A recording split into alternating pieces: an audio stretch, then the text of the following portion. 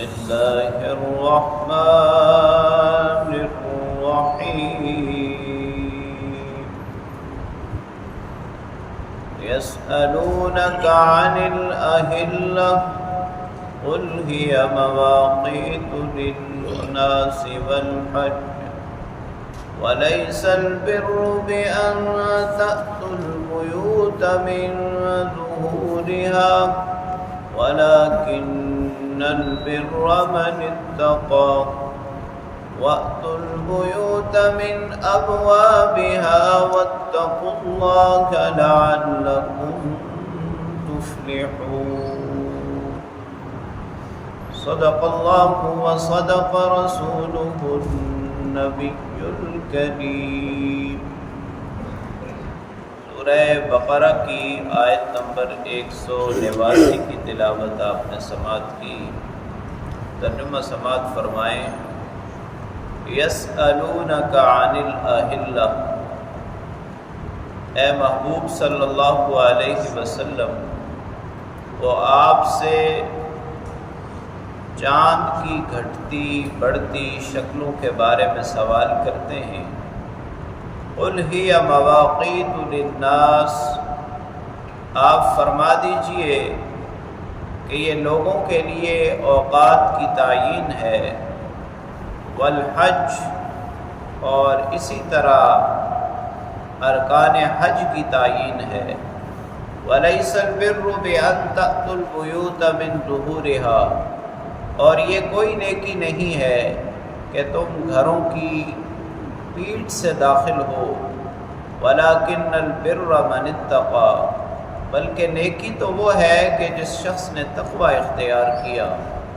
وَأْتُوا الْبُيُوتَ مِنْ أَبْوَابِهَا، گھروں کے دروازے سے آؤ، وَاتَّقُوا اللَّهَ، اللہ سے ڈرو، تقوی اور پرہیزگاری کا راستہ اختیار کرو، لَعَلَّكُمْ تُفْلِحُونَ، تاکہ تم کامیاب ہو جاؤ۔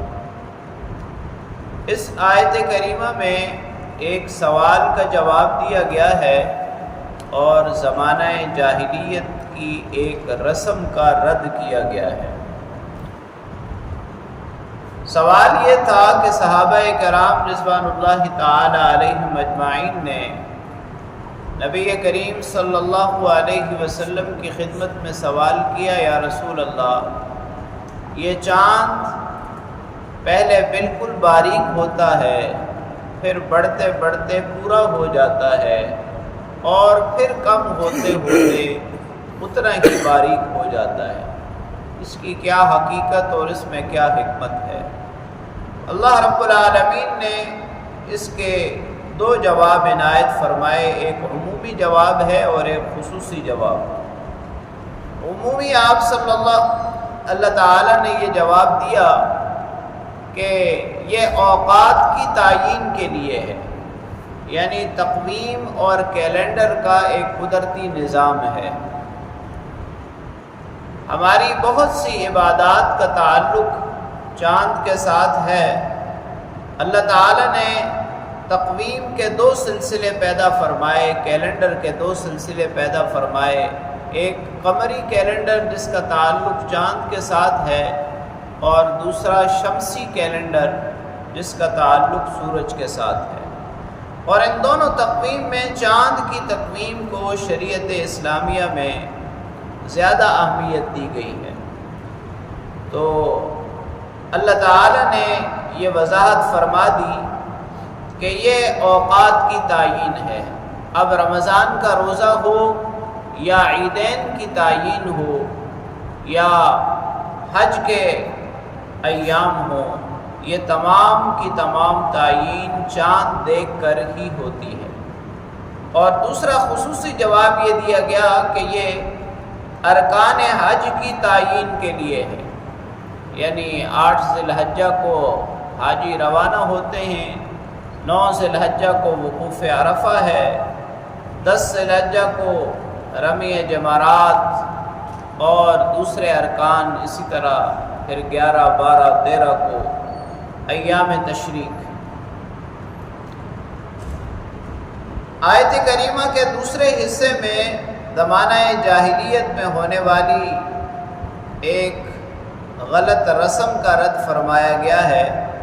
زمانہ جاہلیت میں جب یہ لوگ حج کے لیے احرام باندھ لیتے، اس کے بعد اگر خدا نخواستہ ان کو گھر جانے کی ضرورت پڑتی تو پھر دروازے سے نہ جاتے بلکہ پیچھے سے نقب لگا کر جاتے، اور یہ سمجھتے تھے کہ یوں جانے میں کوئی حرج نہیں ہے، اگر دروازے سے جائیں گے تو پھر گناہ ہوگا۔ اللہ کریم نے اس کا بھی رد فرمایا کہ گھر کے پیچھے سے داخل ہونا، پیٹھ کی طرف سے داخل ہونا، یہ کوئی نیکی نہیں ہے۔ نیکی تو تقوی اور پرہیزگاری ہے۔ یاد رکھو کہ داخل ہونے کا صحیح طریقہ دروازے سے ہی داخل ہونا ہے، لہذا تقوی اور پرہیزگاری کا راستہ اختیار کرو، اللہ سے ڈرو تاکہ تم کامیاب ہو جاؤ۔ یعنی کامیابی کے لیے اللہ رب العالمین نے جو راستہ دکھایا ہے وہ تقوی اور پرہیزگاری کا راستہ ہے۔ اللہ کریم سے دعا ہے اللہ تعالی ہمیں عمل کی توفیق نصیب فرمائے۔